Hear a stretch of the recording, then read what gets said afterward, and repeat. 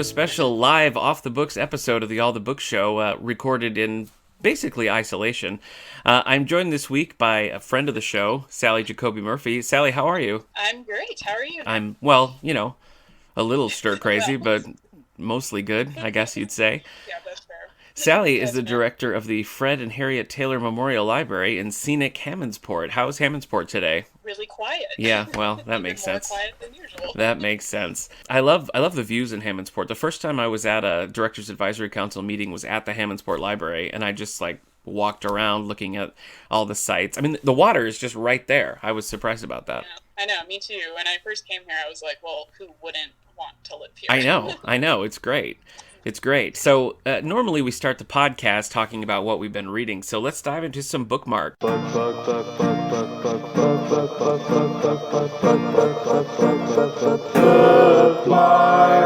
Sally, why don't you go first? Have you read anything exciting lately? Yes. Well, so I just reread Lincoln in the Bardo. Oh, and George Saunders. Yes, George Saunders. And the Lager Queen of Minnesota for our Hammondsport book club. Oh, okay. Which went great. Nice. And we are currently reading The Once and Future King with them as well. Like T.S. So Eliot? Like classic? Mm-hmm. Oh, wow. I Okay. know. They are a book club, they like everything. Heavy. Any genre. Could be a penny novel or like a great classic. That's an extreme pivot, I think, from Lincoln in the Bardo to Once and Future King. 50 Shades of Grey next, just to kind of get all the genres. Is that what you're doing? Definitely, but they've liked all of them, so okay. And then I'm currently also reading White Fragility. Oh. Why it's so hard for white people to talk about racism. The Book of Gutsy Women. Wow. Which is pretty popular right now. My so sister many got me this for Christmas. visual cues. I like it. And then the classic, very important piece of literature, Bachelor Nation. Oh. Okay. About the also classic, very important to American culture show, The Bachelor. Oh. Are you a fan of The Bachelor? Oh, that's where, oh my gosh, I'm such a huge fan. That's genuinely surprising to me, but that's good to know. Yeah. It's fun. Yeah. I don't like The Bachelorette. It's super boring. I'm sorry. I'm sorry to all men in the world, but y'all are boring. You have no drama.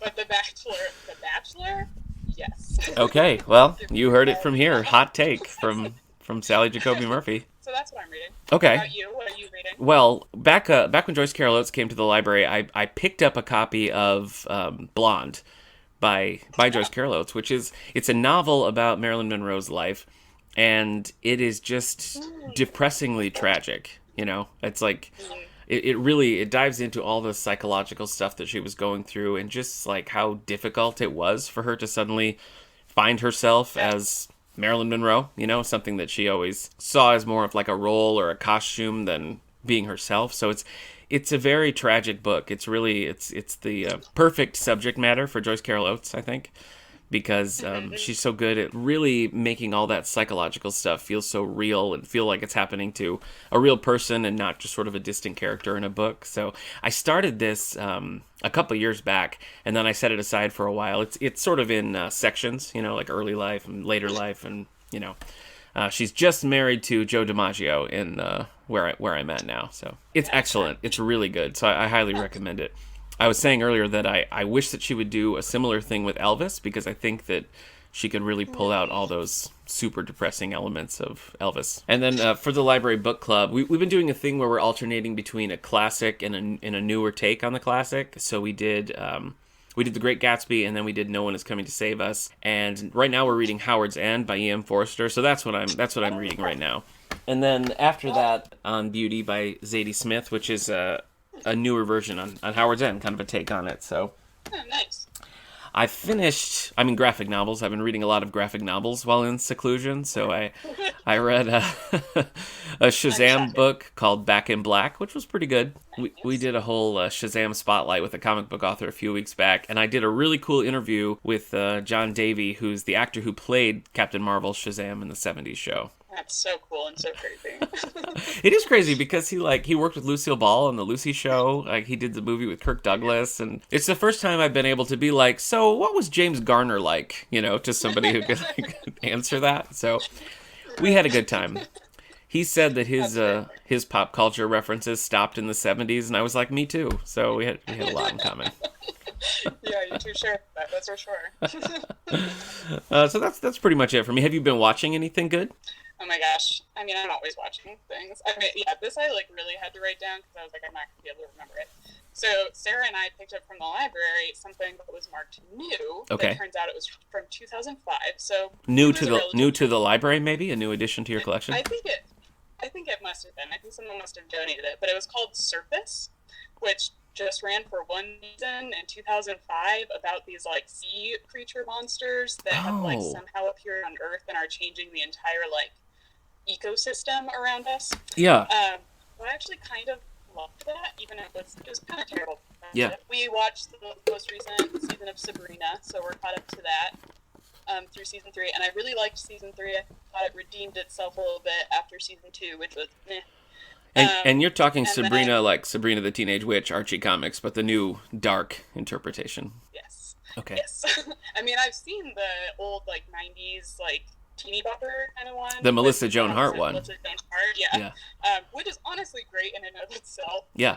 But I'm a huge fan of dark things, as you know. I do so know. this new Sabrina thing, I really love. Yeah. You've done 5 and Halloween then- episodes with us talking about how much you like darkness. I know. That's crazy. I know. 5. Yeah. We watched all of the Oscar noms, so Best Picture noms. We're still making our way through Best Actor and Best Actress. So we just finished Bombshell, which I actually really enjoyed. I know it got a lot of flack. Oh, from that's different. the Fox News Yeah, it's one? exactly. Yeah, Okay. so them suing Roger Ailes. Mhm. But I actually found it really interesting. I thought it was interesting to see these women who don't call themselves feminists, but are essentially like standing up for like sexual harassment in the Right. workplace. So I Yeah. thought it was a really interesting, complex story that they tried to tell. We're going to be starting the show Gentleman Jack, which is an HBO show, and we need to get caught up on SNL. And I also got out just a ton of movies from the library, so I thought we'd give Close Encounters of the Third Kind a look because, again, my wife has not seen it, so Yeah. I'm hoping she'll go on this journey with me. Have you seen like the crazy extended cut of that?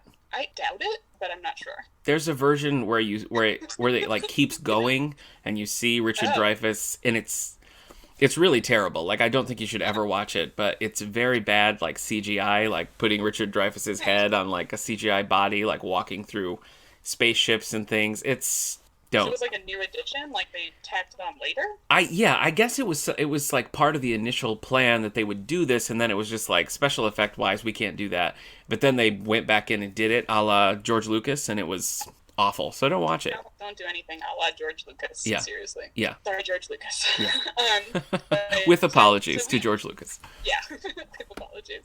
And I just started American Horror Story 1984. I was like a big fan Cool. of American Horror Story in the first few seasons, and then super dropped off. It got super boring for a few seasons, and now I'll watch a serial killer set in 1984. So that's where we're back. Okay. But, All right. Yeah, so that's what I'm watching.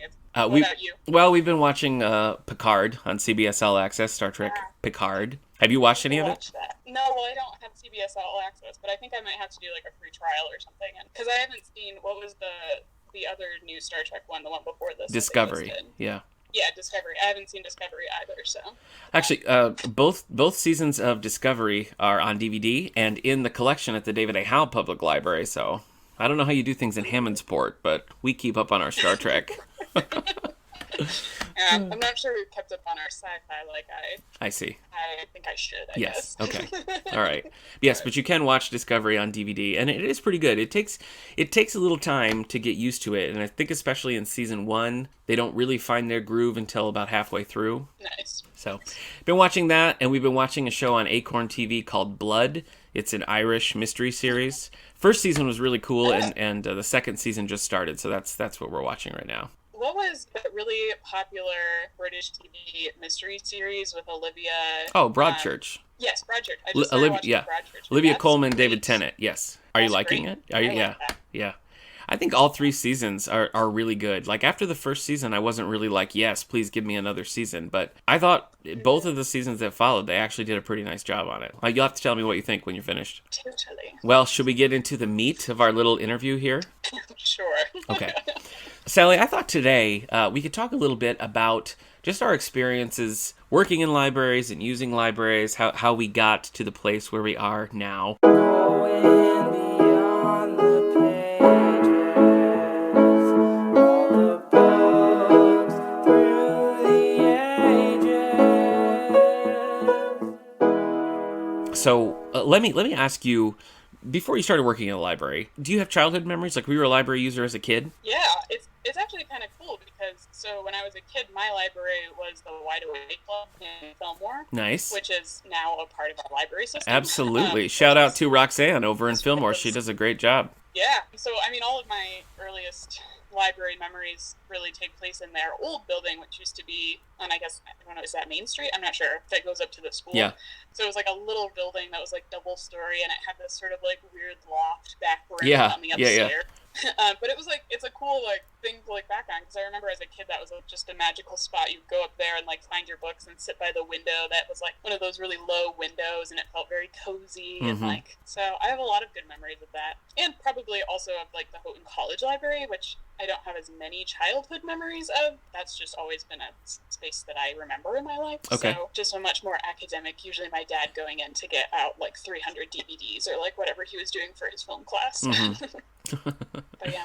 Yeah, okay. When I was a college student, so a long time, like way long ago, longer than it seems, I went to the Wide Awake Club and I got a library card there, mostly so I could do interlibrary loans of like popular series and stuff that I liked. So I did that, and I actually still have that card. I can't part with this library card that I've had for like 15 years, so staff makes fun of me for that, but I can't get rid of it. Oh, I think that's cute. Good for you. My childhood library was in Battle Creek, Michigan, where I'm originally from, the also called the Willard Library. The Charles F. Willard Library, and I don't feel like we didn't go there a ton. You know, like when I was a kid, I don't remember going there a million times. I remember hanging out in the church library, which never had anything good. Like at church, like looking around and yes, please, another copy of Mr. Popper's Penguins is exactly what I want. But we did, we would go to the library and I would check out series that I like. And these were back in the old card catalog days. So like going through, flipping through the files, trying to find what I wanted and stuff. I did do that, but it really wasn't until I was older in my teens that I was going and really like taking advantage of it full time, That's interesting, because that's not usually the trajectory kids take. We always struggle to keep them in the teen years, not necessarily. Well, I don't know. I mean, libraries are so different now than they were like 20 years ago, with so much more programming and ways to engage and stuff. It just, so I was certainly not like hanging out at the library or doing programs or anything, but I would go and like get what I needed. When I found out they had movies and stuff, I checked out a lot of VHS tapes from the Willard Public Library in Battle Creek. You're so old. I know. And that was actually my first library job, too. I did a lot of, like, theater stuff when I was a teenager and in college. I would do, like, dinner theaters where we do 100 performances of a show, and I have to, like, leave school early to do the matinees and stuff. But one of those shows that I was in was Joseph and the Amazing Technicolor Dreamcoat, and the moms of one of the other kids worked at the public library. And so when the dinner theater set was like ending, and I needed a new job, And so when I was 19, I went and applied at the public library because I'd known this woman, Valerie Fold was her name. So hi Val, thanks. I applied there, and I got that job, and that was my first library job when I was a teenager. That's how long I've been working in libraries. I know how your library journey begins, but for the sake of our listeners, let me ask you, Sally, how did you start working in libraries? Well, it's all your fault. Thank you. So Nick and I didn't overlap in college, but we went to the same college. We did. College. Yes. Yeah. I was a student, a freshman, and I had applied, and Nick basically had been like, well, we don't really have that many openings right now, but I need to keep your resume, blah, blah, blah. And then winter break hit, and he needed help. Yeah. And so I got the call. That's right. And I lived up Centerville Hill, so I trudged down in like 2 feet of snow on like some random Thursday. It was like Christmas. It was like either right before Christmas or right after. Yep, and I was like, yes, I need a job, and this seems like a good job. So I trudged down in that snow, like singing my alphabet the entire way down, because I knew that like there's like 2 things I need to be able to do, and one of them I'm not good at, which is alphabetize things. Oh. And so, but Nick, I like struggled through putting things in an order, and Nick was like, you're hired. Yeah. And I started that day. Yep. That is how my journey began. It was funny too, because I mean, first of all, when I said I'll keep your resume on file, did you think that was a blow off, or did you actually think that I would? Yeah, I mean, there's a lot of conversation, because I'm like a Houghton kid. My parents are both Right. teach and work at the college. And so there's a lot of conversation around that time about not hiring like local kids. Oh, really? And so I kind of was like, I'm never going to get any of these jobs. Oh, okay. Well, and I mean, it wasn't like an overtly, people were just like very aware of nepotism and like trying to like curb that. And I was like, well, I guess I'm probably never going to get a job on campus. Yeah. Which is why I like jumped on it when you asked me to interview. So, yeah. boom, here we are. What was funny about that too was that like you got there and I didn't really have a lot of questions to ask you, you know, because so you much. Like, oh, you had a lot of books, and you were like, put these in alphabetical order, and I was like, okay. And call number. I think it was call number order, not just alphabetical. It was call number. Library of Congress system. No, but you know, hiring for that job. So I worked at the Willard Public Library in Battle Creek for about 5 years, all throughout my college career, basically. Like I worked there full time over the summers, and then every college break I'd go home and work for a couple of weeks. And then right after I graduated Houghton, I was a December grad, and I started in January at Herrick Memorial Library over at Alfred University. So I went right from that. And I was there for about 2 years, and there I did, at Willard I was basically just front desk. I just worked the front desk all the time. Alfred, I split my time between working at the front desk and working with the students and cataloging new materials. So that's where I learned like cataloging and all that, which I'm glad that I did. It's a useful skill to have.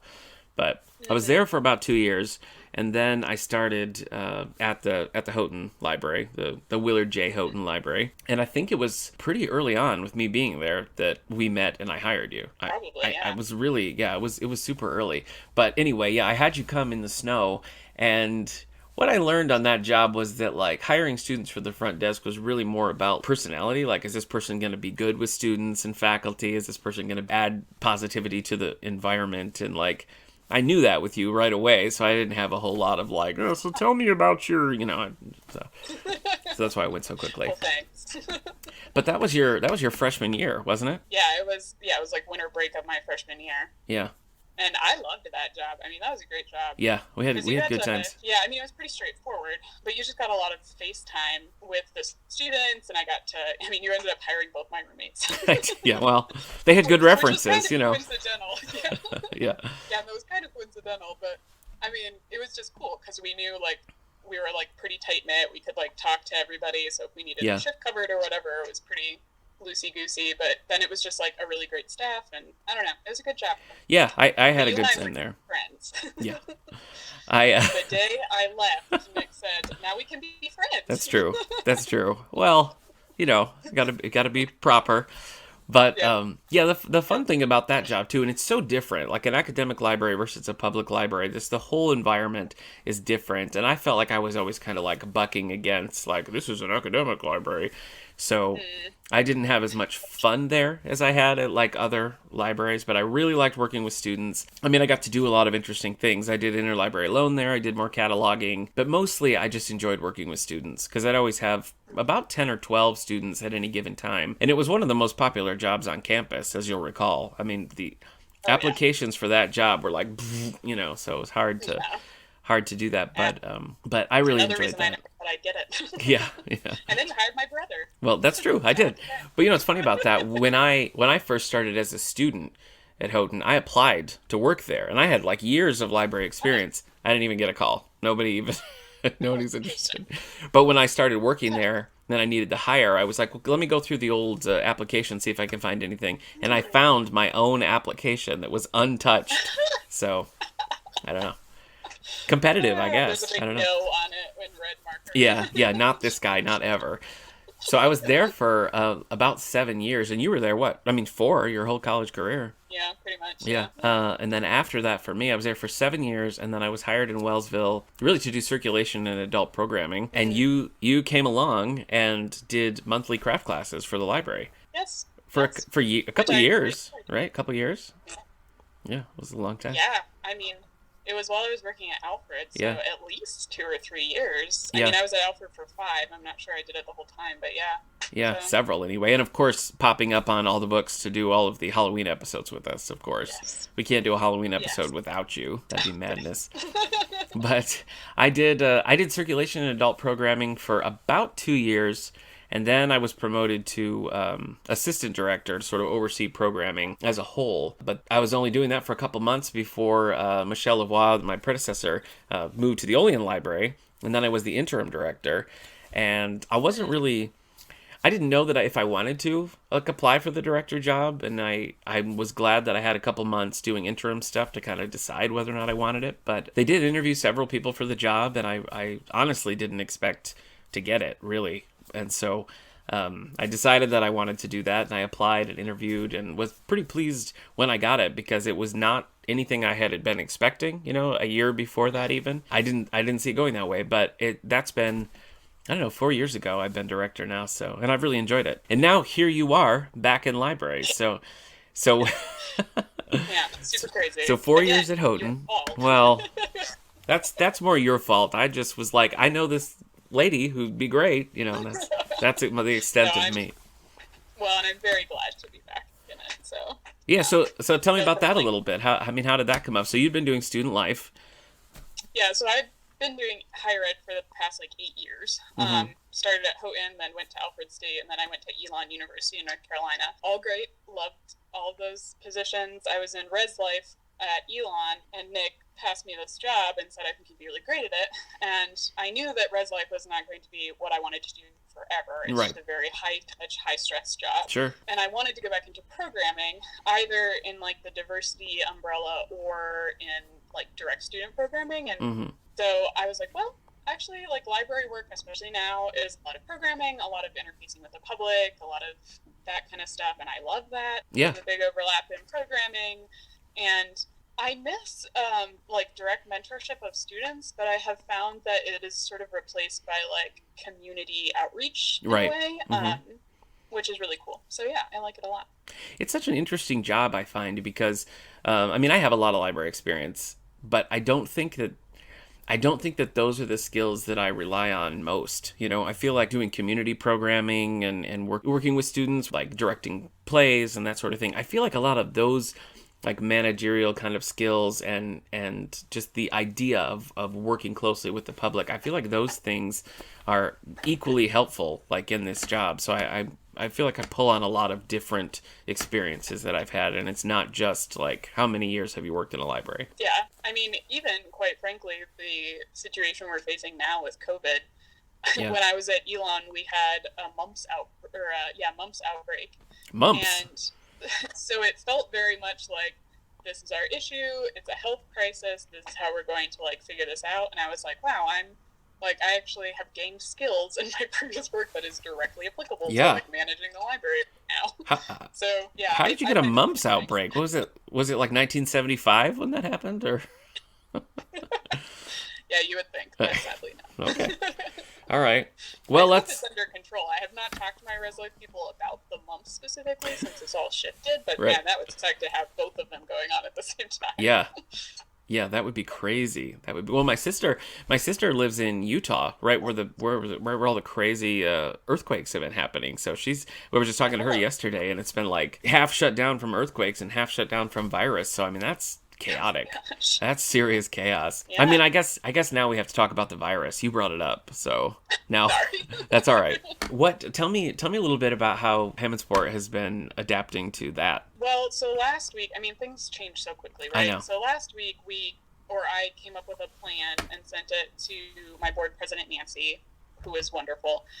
And so we had sort of a few contingency plans in place based on what was going to happen. And of course, things moved way faster than I thought they would. So essentially, I have a great board. They've been very flexible and very understanding. We're working from home as much as possible and doing as much online as we can as possible. Yeah. But also making sure that during this time, somebody's at the library every day, disinfecting books, making sure we're wiping down counters. And then those of us that are working remotely are trying to make sure we're posting on Facebook, keeping everybody updated, sharing virtual story times or outreach programs that we can as we find them. We had a plan to do a curbside pickup, but sadly that's been suspended right now because obviously we don't want to keep spreading any diseases around. Right. We're doing as much as we can. I do think that because we're a part of the community, we're in a unique situation to just give outreach calls or check base with people that might be alone during this Oh, period, that's because nice. that's especially isolating. Yeah. So especially my staff, like Lynn and Deb, have been keeping tabs on some folks that they know might, you know, it might be nice for them to get a call or Yeah. like to Yeah. touch Yeah. base. That's great. So that's kind of, then, stuff like this, touching base with other directors, Yeah. seeing what's going on at other places, getting ideas. Everybody's doing different things, I feel like, which is interesting to see people's creativity and I know. what they're. I agree. I mean, there's definitely positives coming out of it. I'm going insane. I'm coming unhinged, but there are positive aspects. We were in Wellsville. We were originally. I mean, we'd always said, like last week, we were talking to the board and the staff, and everybody was really on the same page that we'd take our cue from the schools, and if the schools closed, and we would follow suit and just follow the recommendations. And we had another talk about that on last Friday, but none of us were thinking we're not even going to open Monday. That was not in anybody's plan. So as the news kept changing, we thought, well, if the school's going to close on Wednesday, we'll at least have Monday and Tuesday to sort of brace for it and get people what they need. But then when we had confirmed cases in Allegheny County, I mean, we just thought it would not be responsible to open, which was a hard choice. I mean, it does sort of go against your instinct to try to like serve and be there for the community. But with the way things are moving, it's I think it's a better choice to just step back and see what we can do.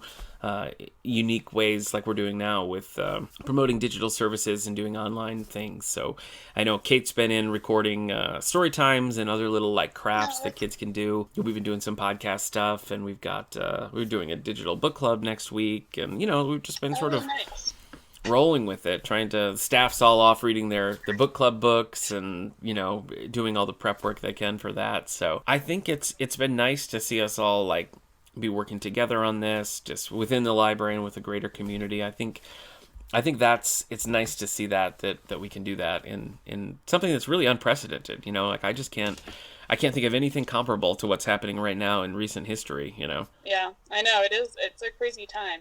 But I've appreciated like STLS, their help in navigating, what we should be doing or how much should we be doing. And I've appreciated my board too, because I know that some people, it just depends on how flexible they are or what they're willing to do in a crisis. And my board has been saying, follow the directives, follow what other directors are doing. It's super like uplifting or helpful to know that like people are just like, we trust that any decisions that need to be made are being made because they have to be made. Right. But you're right, it is hard because we all believe that libraries are essential. Mm-hmm. And it's hard to know that like while we are essential, things that are essential even cannot happen right now. Yeah. Like there's a difference between being essential in the real world and essential during a pandemic.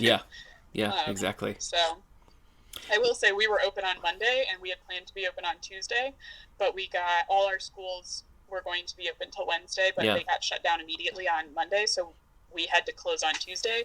And we probably checked out more materials on Monday than we ever have. Well, like our new book section was just wiped out. There were maybe 3 or 4 books left. Yeah, I felt a little bad for those books. Yeah.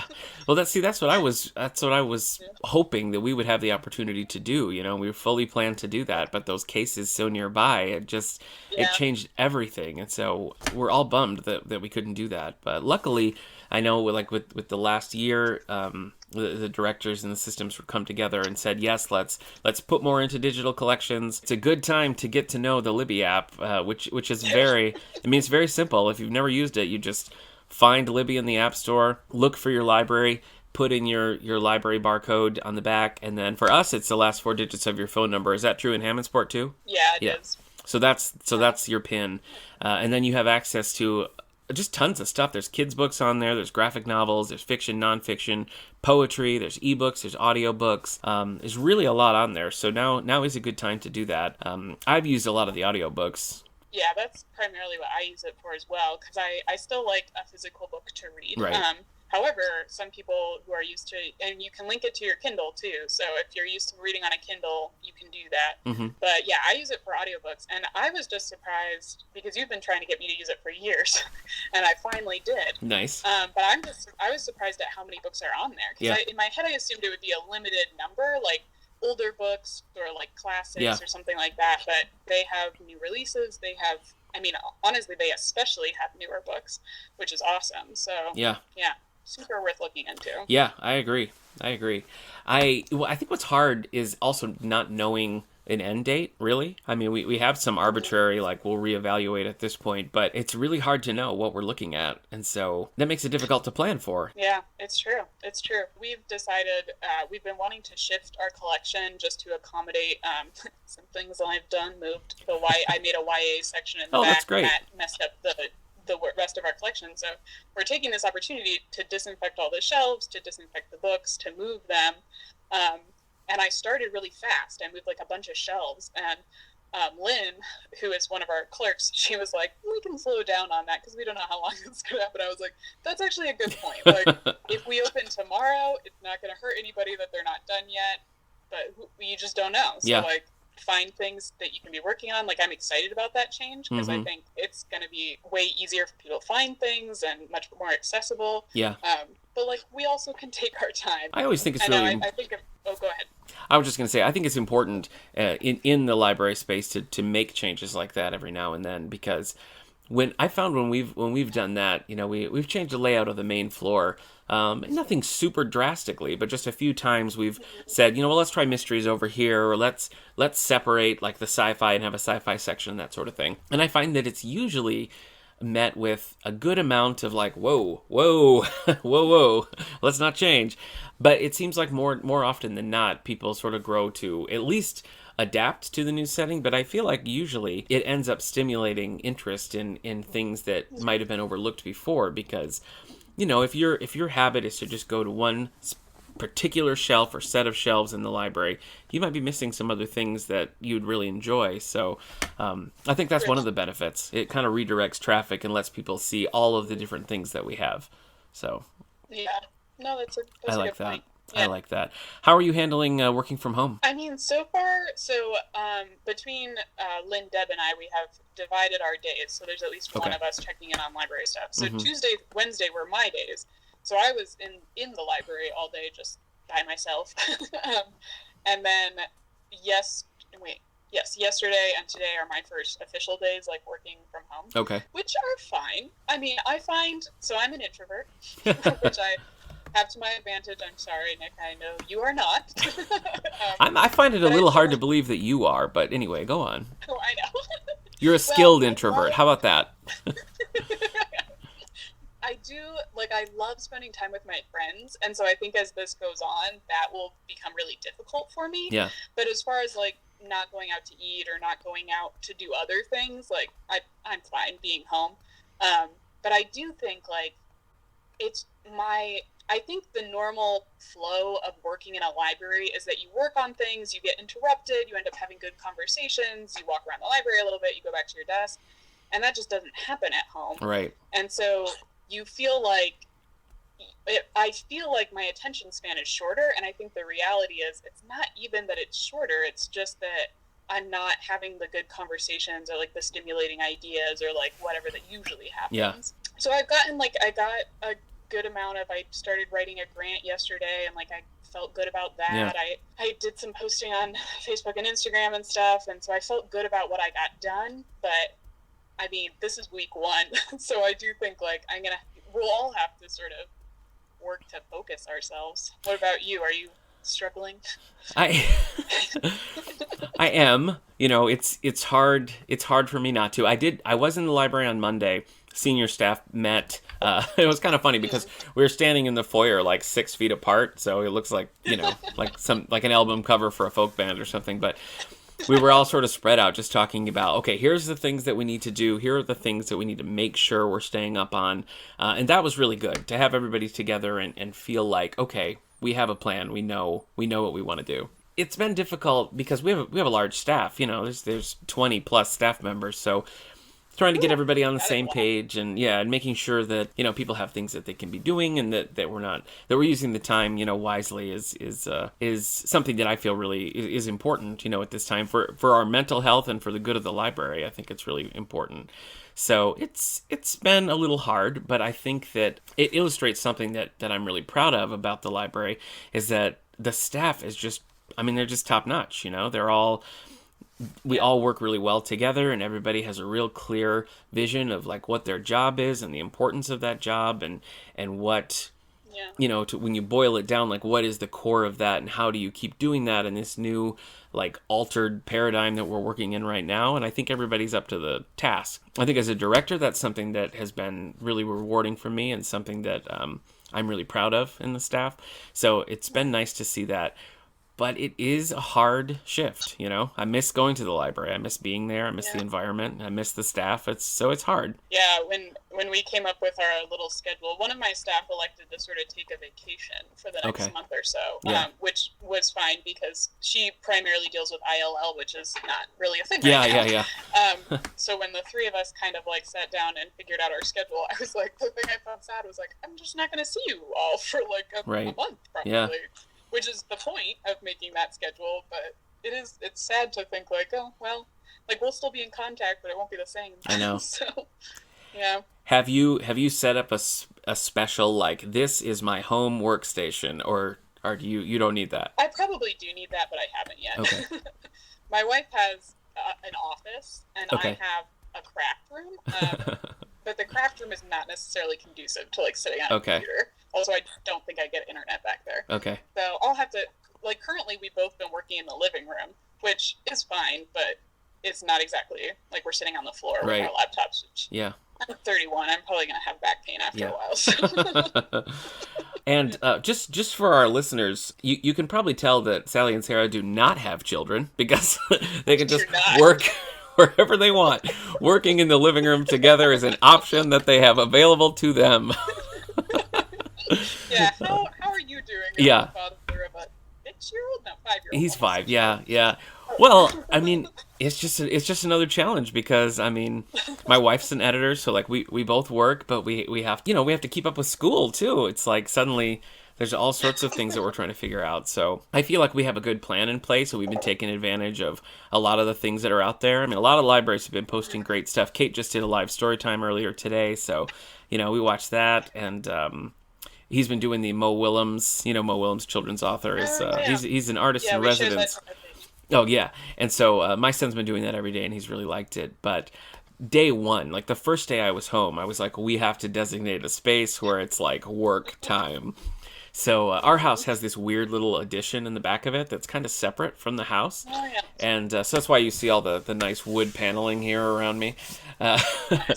So that space was just been kind of storage. We reoriented that, got a little workspace for me and a desk for my son. So it's like, we know like that's school time. And so that's worked really well for us. And I'm glad we have that option, to have the space. And we're really fortunate that we can do work from home too. It's a scary time out there. You really feel for people who are struggling with that, because it's it's hard for us, and I can't imagine how difficult it would be if you don't have that kind of flexibility. So it's I think we're gonna learn a lot about society over the next several months. Yeah, I don't know. I will say it's so my friend Tryan just got on from Elon. Shout out Tryan. Hi Tryan.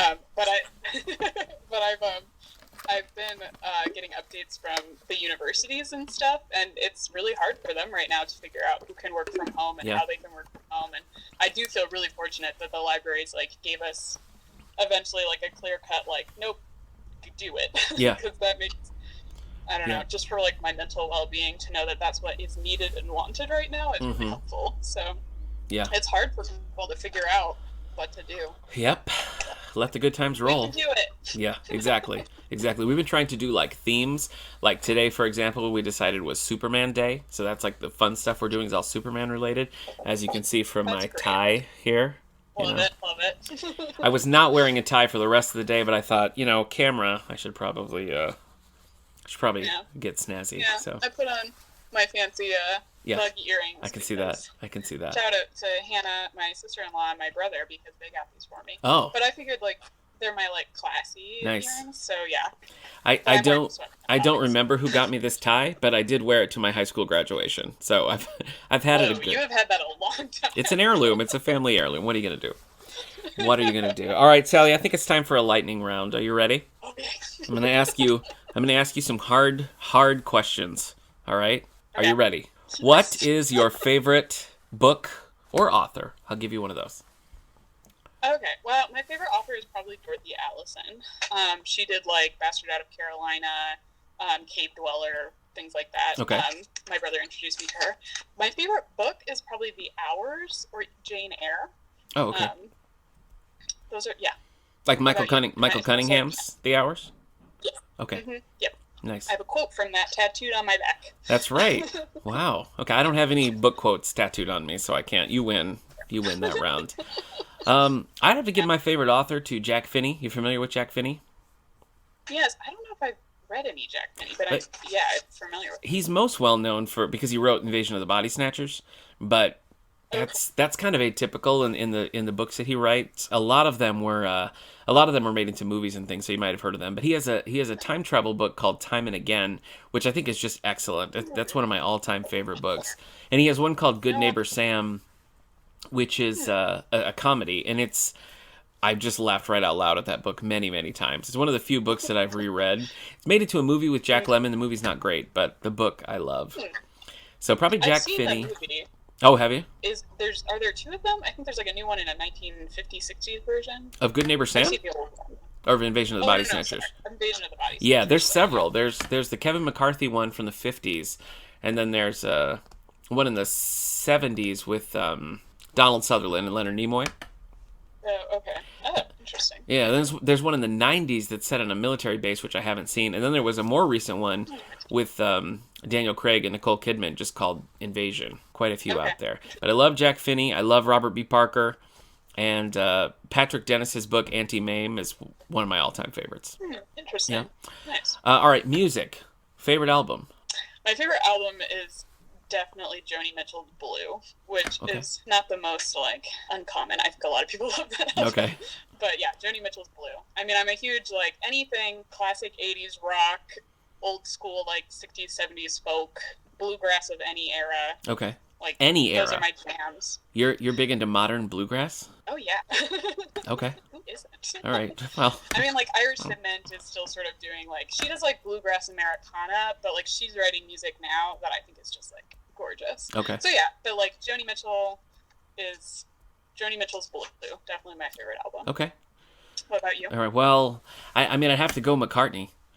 Paul McCartney's debut album, which is just called McCartney. It has a bowl of cherries on the cover. If you've ever seen that, it's it's written and recorded basically right when the Beatles were breaking up, and it was a whole thing because they wanted him to not put it out so they could put out Let It Be and it wouldn't be a conflict, and it was a whole big fight. But anyway, McCartney as an album is just Paul went off to his farm in Scotland and recorded this album. He plays every instrument and does all the singing, it's just all him.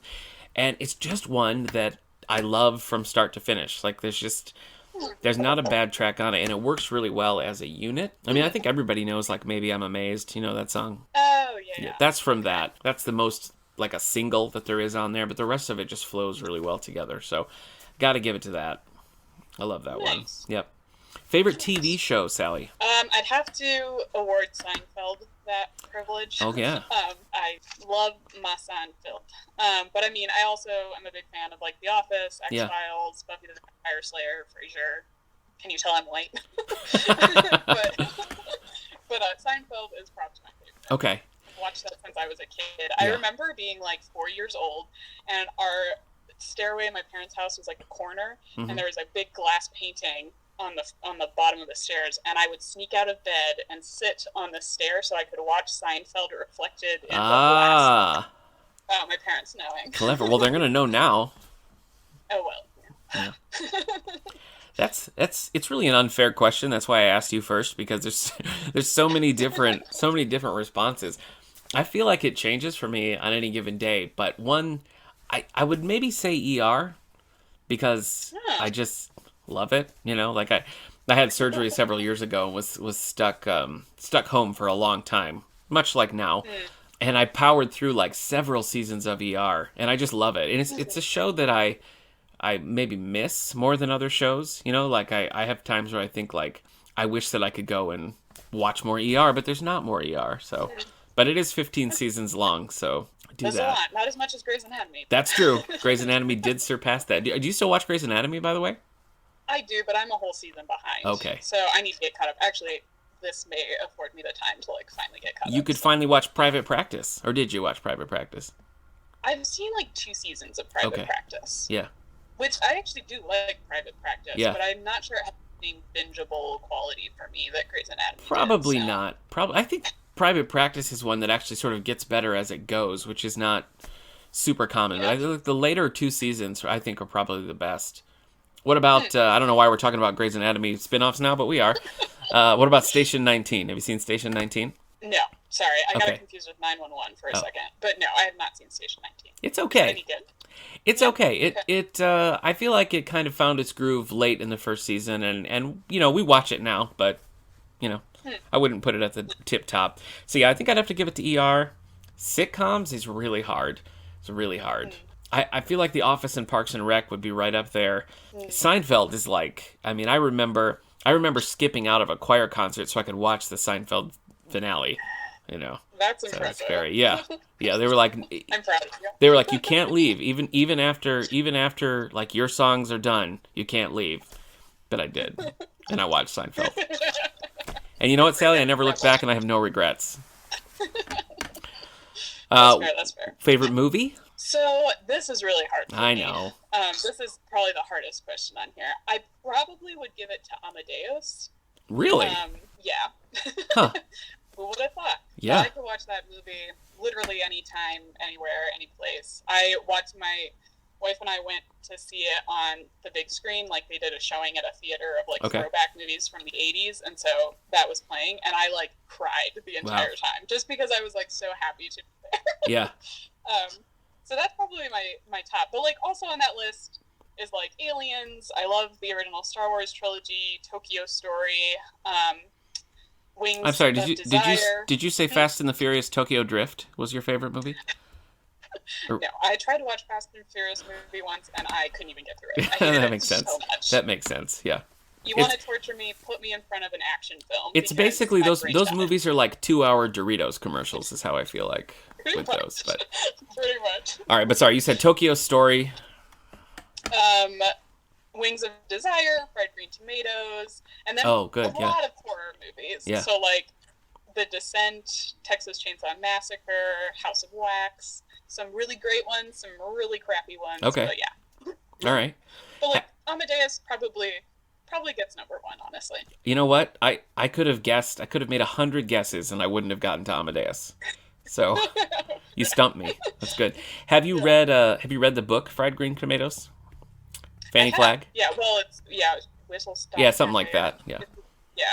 Is it good? Yeah, I mean, I've just seen the movie like my whole life, so I Yeah. think I'm a little more endeared to the movie Sure, than sure. the Yeah, book. that makes but the book sense. is great, so That makes sense. highly recommend. Okay.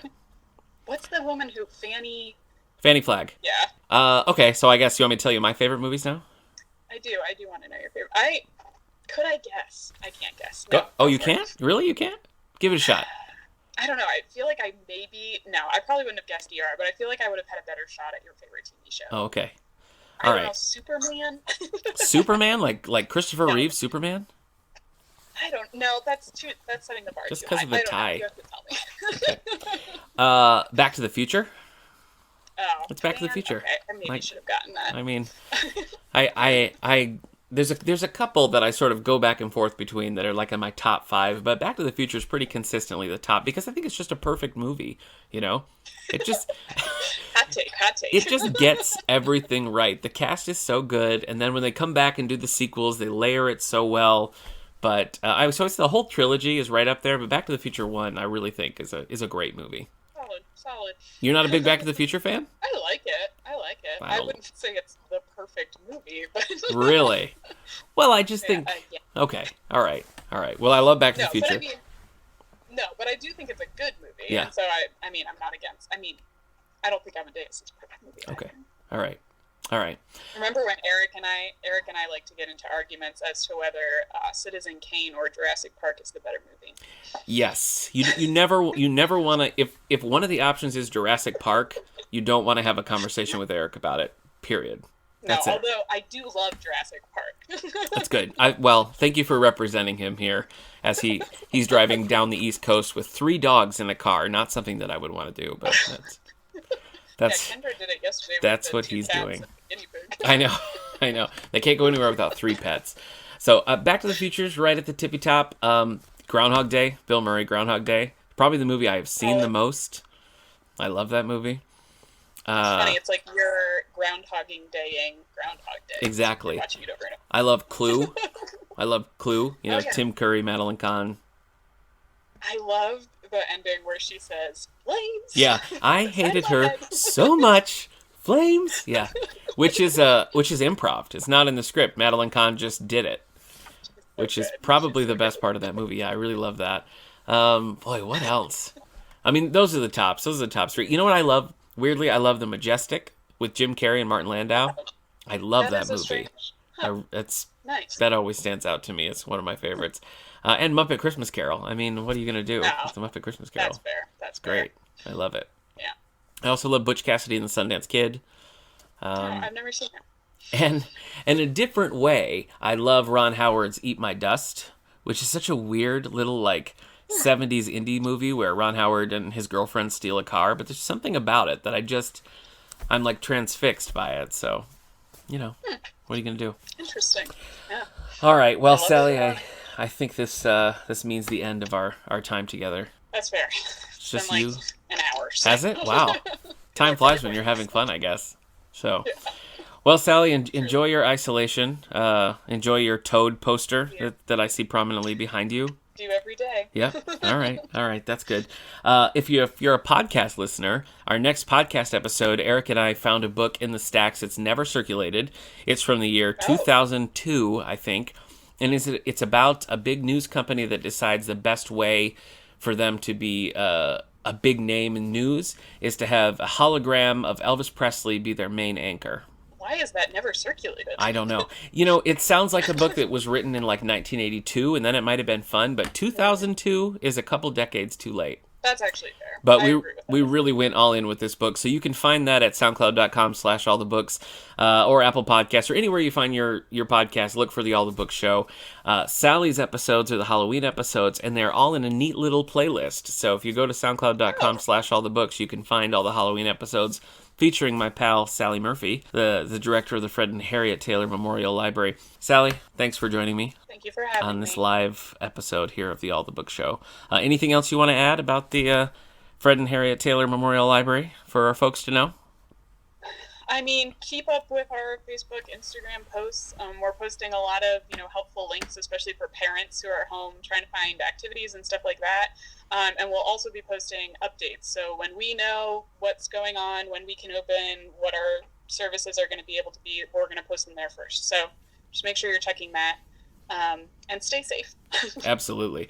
Yeah, I echo what Sally says. David A. Howe Public Library is doing the same thing. We're staying active on social media. We're responding to emails and messages. When we do have staff in there, we're answering the phone. So stay in touch, and we'll do what we can. And wash your hands. Yep. All right. Wash your hands. My thanks again to Sally Jacoby Murphy for joining us, and we'll see you next time on the All the Book Show.